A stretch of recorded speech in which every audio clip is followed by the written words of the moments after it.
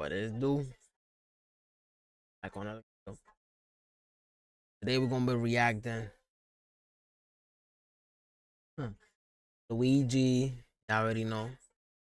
What did he do? Let's get into it. It was a regular day for most New Yorkers on December 4th, 2024. But for Brian Thompson, the CEO of United Healthcare, an American health insurance company based in Minnesota, it would be his last. An early winter morning in New York City on that day, most of the city was gearing up for the annual Rockefeller Center Christmas tree lighting, but the day took a shocking turn when Yo, hold on. Let me address this real quick because I feel like people. Real quick, I'm gonna address this real quick, right? I'm about to address it. I feel like he's wrong in a way if he's the guy, because I feel like now people saying that he's not the guy, and I feel like he's not the guy either. He doesn't look like the guy. And then on top of that, the worker on McDonald's getting resigned, like just because she couldn't handle the fact that they hate, because she just wanted to fucking turn him in for no fucking reason, just because the money. I get it. We live in a society where we need money, but it's like you didn't even know if it was the guy or not, for real. So it's like, why would you want to do that? You feel me? And then another thing is like, people are forgetting. Like, you realize us as a society, we losing our humanity, right? This guy was shot cold blood, and I'm not saying he's wrong or he's right. I'm just balancing it out. I'm just neutral when it comes to shit like this. So it's like, yeah, he's on the wrong for shooting, but it's like these corporations, these companies taking money from us. They basically the drug. They basically the cartel. They basically rob us for more money. It's crazy. You know what I'm saying? So it's like, I don't feel bad for them at the end of the day, because like we have bigger problems than this, and the fact is, the focus is all on him. a targeted attack unfolded in the heart of Manhattan. Around 6:45 a.m., Brian Thompson was walking to the New York Hilton Midtown, where the health insurance giant was holding its investor conference. Unbeknownst to him, a person dressed in black with a gray backpack had been scoping out the area, waiting patiently for several minutes on West 54th Street. Surveillance cameras captured the person standing still, ignoring the commuters passing by, and locking his attention on Thompson as he walked on the opposite side of the street. The person then calmly crossed the street, closing the distance between him and Thompson, and without hesitation, he raised his firearm and fired multiple shots. Thompson was struck in the calf and back, collapsing to the ground. Witnesses described the attack as swift and calculated. The shooter, appearing calm and collected, adjusted his weapon after it seemed to jam, and fired again as he moved closer to his target. One bystander, a woman standing nearby, fled in terror as the It's just some movie shit. Like, if you really, that's why I laugh, because it's like, damn, bro, like, how you really have the balls to really do that shit? Like, come on, bro. It's just crazy. shots rang out. Thompson barely had time to turn and face his attacker before succumbing to his injuries. The chilling moment was all caught on surveillance footage, leaving investigators with a clear trail of evidence. For days, the nation anxiously followed the search for the man responsible for the shocking murder of United Healthcare CEO Brian Thompson. Surveillance footage and witness accounts painted a clear picture of the gunman, but his identity remained elusive. That all changed on December 9, 2024, when a routine morning at McDonald's in Altoona, Pennsylvania, took a dramatic turn. At a corner table in the restaurant, a man sat quietly, wearing a blue medical mask and working on a laptop. Beside him was a backpack, ordinary at first glance, but it would soon reveal extraordinary significance. A customer in the McDonald's, glancing at the man, felt a spark of recognition. The face partially hidden by That's the thing. You thought I was the guy, but what about if it wasn't the guy though? You know what I'm saying? You will turn somebody in, and then it's like, if we're being honest, if we being a society, if we being honest, cops don't usually do their job. They got detective and shit. Get people that actually want to do their job, right? But there's people with high, like a high pay grade, that they got hella money. They could just implant evidence to a guy that just look alike, just to come to the TV and say we got the guy. You know what I'm saying? So it's like, you really got to think. I personally, I felt like this guy right here that they got is not the guy. Personally, because there's no point for him to have a backpack with the pew pew, then fake IDs, all the evidence. Like, it doesn't make sense. Why would you, if you went on a drill, if you go on a drill, I'm getting rid of the evidence. Why the fuck am I keeping them on on a backpack, or just go to McDonald's just to get a McGrade or something and sit down and eat it when I have all the evidence on me. Like, and it's supposed to look alike, and I'm probably already on TV. Why like, it doesn't make sense to me personally.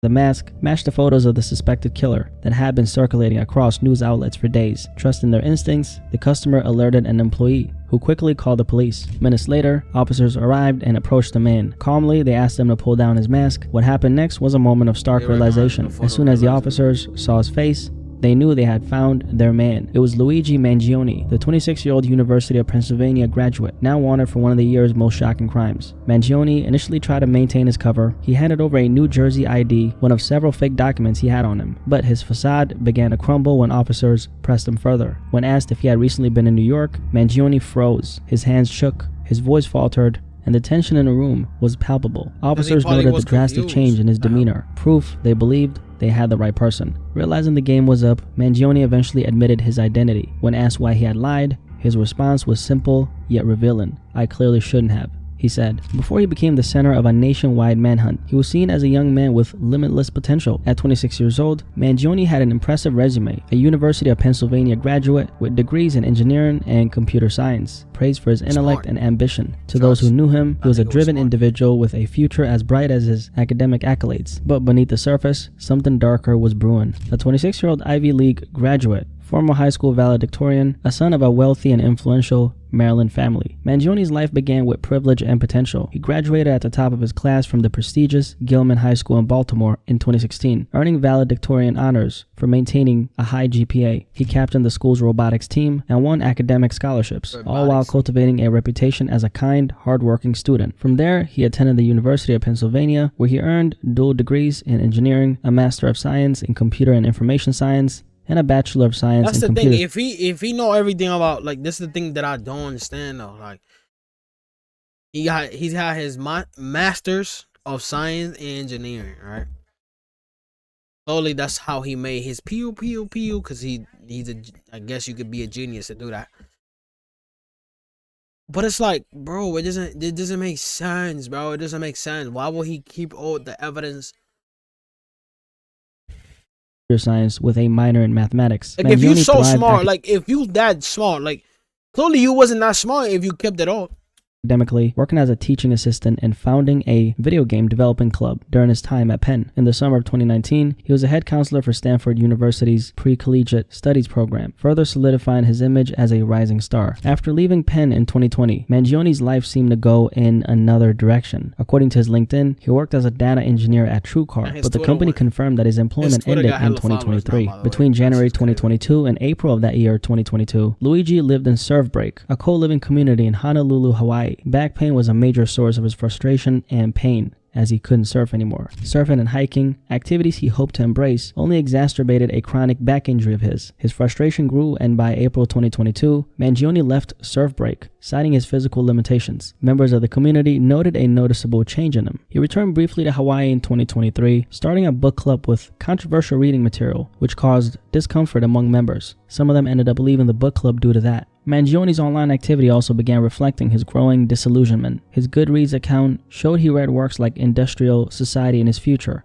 by Ted Kaczynski, the Unabomber, as well as books critiquing the healthcare industry. On X, formerly known as Twitter, he reposted quotes like, "It's no measure of health to be well adjusted to a profoundly sick society." Before Luigi Mangione's life took a dark turn, there were already signs of trouble that worried those close to him. Family and friends noticed a growing sense of isolation in the months leading up to the event. His social media presence dwindled, and posts on X from concerned friends painted a picture of someone who had cut himself off from the world. "Nobody has heard from you in months," one post from October. He got 400 and what? A picture of someone. He got 425K. Almost 500K. Like, this is crazy. Who had cut himself off from the world. "Nobody has heard from you in months," one post from October read, while another from July pleaded, "I don't know if you're okay or just in a super isolated place and have no service, but I haven't heard from you in months." When Luigi Mangione was arrested, investigators found a handwritten manifesto that offered insight into his growing resentment towards corporate America. According to Joseph Kinney, the chief of detectives, the document expressed ill will towards corporate America, though specific details were initially withheld to Two law enforcement officials familiar with the document's contents revealed that it specifically criticized healthcare companies, accused them of prioritizing profits over patient care. For Mangione, this manifesto wasn't just a collection of grievances, it was a culmination of years of frustration and disillusionment, laying the groundwork for the events that followed. Now, setting the documentary-style commentary aside for a second, I want to give you my 2 cents on this entire story. First of all, this has been one of the most talked about stories on social media over the last week. And Luigi Mangione has, as of today, been captured by law enforcement. The response to this entire situation isn't exactly what you would expect. Or maybe it is, considering the circumstances. I say that for 2 different reasons. Number 1, someone was at the end of the day brutally murdered. When it comes to death of any kind, I like to... But that's what I'm saying though, like, we're like, we losing our humanity. Like, I understand people go, a lot of people, like, we live in a society that where people don't give a single, you know what I'm saying, about what the hell we go through. But it's like, bro, this guy was, you know what I'm saying? Like, we get it, but at the end of the day, it's like, we don't care. We know, but we don't care. But the reason why people look down on him is like, we don't give a, you know what I'm saying? It's cause healthcare, bro, it's like they don't give a single fuck about us. They really don't. They don't. They really do not. Cause if they did, they will fix it. Not hire more security. If you look it up, these people just literally hire more security to try to protect them. Now they scared. They skid on their boots. For what? Just fix what you broke. Meaning, stop taking niggas' money and actually do your job. To approach these types of topics with a more respectful tone. I want to make it very clear, I do not condone any type of violence, nor do I celebrate. Let me pause that right there. I don't condone no violence. That's what I'm saying. I from the jump. I'm not agreeing for, you know what I'm saying? I'm not agreeing with his method that he chose, but it's like, what is done is done. And I don't condone violence. I don't condone violence. That's what I'm saying. We're losing our humanity, just saying. The death of another human being. Now, with that little disclaimer out the way, we need to talk about the real side of this entire topic, because healthcare companies and the damage they've caused to real lives is a real conversation we need to have. Exactly. Do I feel sorry for the families who are going to be paying the price in terms of emotional pain? Yes, I do. However, when it comes to a story involving one of the shot callers at a healthcare company, we're talking about the CEO here. So in this case, the shot caller, a company that has ruined countless of lives. Just being brutally honest, I really don't have any tears to give. And this seems to be the general stance on this entire conversation. From what I've noticed, most people are leaning towards not only feeling indifferent about the victim in this case, but also celebrating Luigi Mangione as a hero. Social media in a way thrives off of meme culture, especially when it comes to viral stories like this. And that's why tweets like these have become the general consensus. And this guy is supposed to like represent a model. He's a, I guess, traditionally good looking guy. And the screenshot itself says, "No, don't get caught by the police, you're so sexy." And then we have tweets like these right here, which is a picture of Tony Soprano. And the caption of this photo is, "In this house, Luigi Mangione is a hero, end of story." Now, the funny memes aside, there's been a lot of people coming out the woodwork, sharing their experiences with United Healthcare. I came across this one TikTok video from a mother, and she shared a horrifying experience she had with United Healthcare involving her and her baby. I bet on TikTok. I've been hearing about a lot of stories from people. That's what I'm saying. We've been fucked over by, but this healthcare shit, like, they gotta fix it. But no, they rather just hire fucking security. Kidding me? There's literally people out here, mothers, children, over here in pain, basically dying, and you guys not doing nothing. Y'all just sit on your butt and just take our money. Oh, what are y'all doing? And hire security with our own money too. Like, say thank you to us.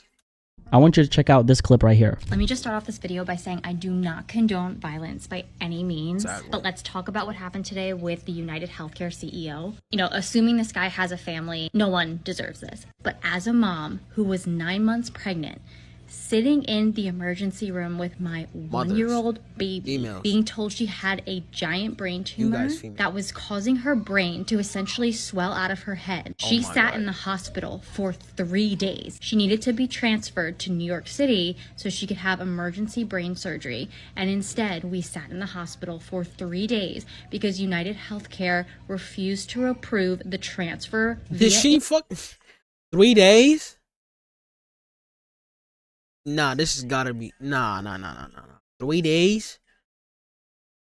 She's a strong woman, cause nigga, I would have been would have been gone. Ambulance from the hospital where we live to another state. And at that point, I was ready to just get in my car and take her there myself. But United told us if we left the hospital by our own will and it wasn't via ambulance, they were not going to cover her at the next hospital we went to. And Wow. I vividly remember being on the phone with United Healthcare for days and days, See? They 9 don't give months a fuck. pregnant, They about don't. to give birth alone while my They'd rather other waste your baby time was sitting in a hospital actually room. helping. And again, this isn't to It's just condone pathetic, violence bro. whatsoever. All I'm saying is that I do not doubt for a second what the motive of that suspect was.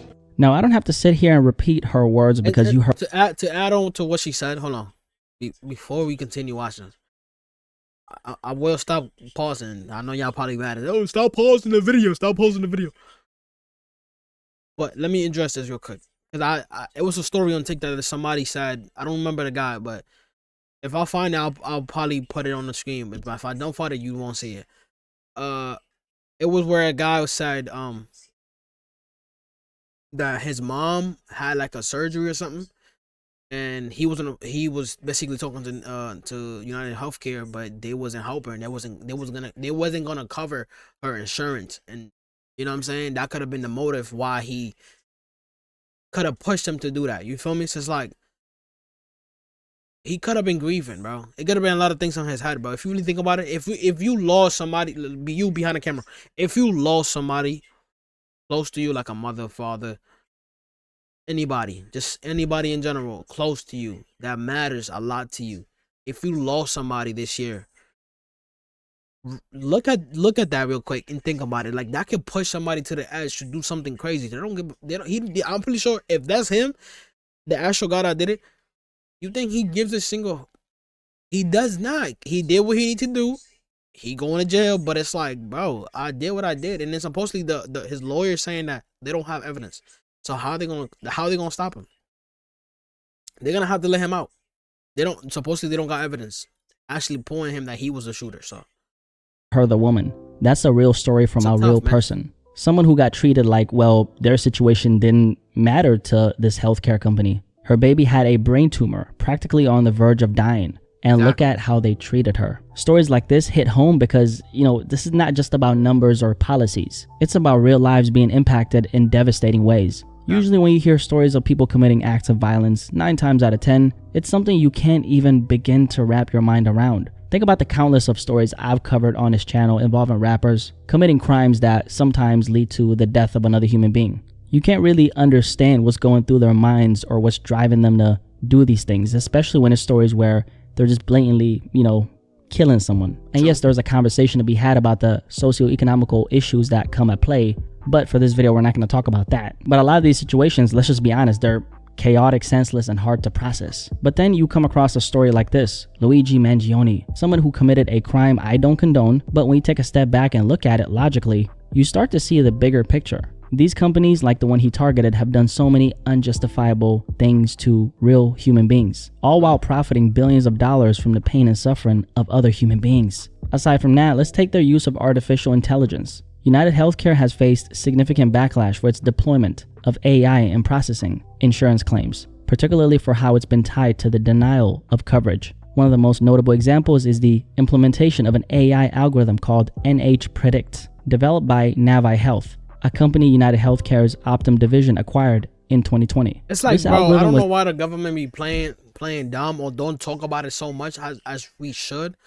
It's like they're playing with our lives, bro. How do you expect a country to sustain and to stay alive when the first thing that we should be worrying about, the first thing we should give a single, like, is our health, bro. Literally our health, bro. It's not, yes, the money, yes, we care about money. We do need money too, because the money will move the world, you feel me? But it's like our health too. We need health. If we don't got health, we that. You know what I'm saying? So it's like we need health, bro. It's like that's the one of the biggest topics that we should be talking about on today, day and age. Like, fuck the what I was about to say. Part the relationship topics and in the podcast and being masculine and all this type of shit, because we already know this shit. We already way past that. Talk about this shit. Talk about health. We need this. Mental health. We need this shit. We need these right here.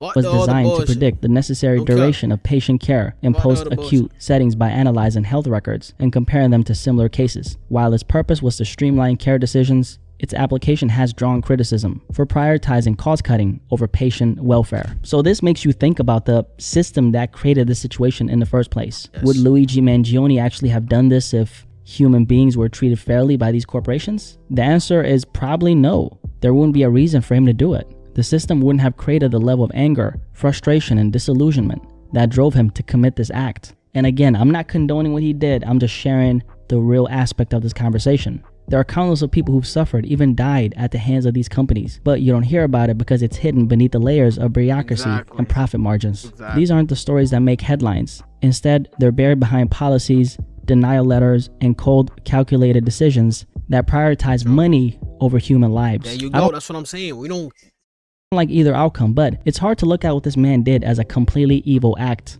To me, this feels more like a response to evilness. When a system drives a young person like Luigi Mangione, someone with so much potential, so much to live for, to this breaking point, what does this say about the system itself? It forces you to ask the hard questions. How much suffering can people endure before they snap? And when the actions of massive corporations prioritize profits over lives, who's really creating the conditions for tragedies like this to happen? You tell me. It doesn't excuse what he did, but it makes you think about the larger forces at play. Overall, Luigi Mangione got caught and he's probably gonna spend the rest of his life behind bars. But what I can't help but wonder is how this type of reaction, a crime rooted in frustration and resentment, is gonna ripple through society. Will it spark meaningful change, or will it just be another headline that fades away without addressing the deeper issues? Acts like this are extreme, but they come from very real frustrations that so many people feel. How long can these systems continue to operate without addressing the harm they cause before more people start reacting in ways that force society to confront them? Overall, it is a tragic situation in general, but it raises questions that can't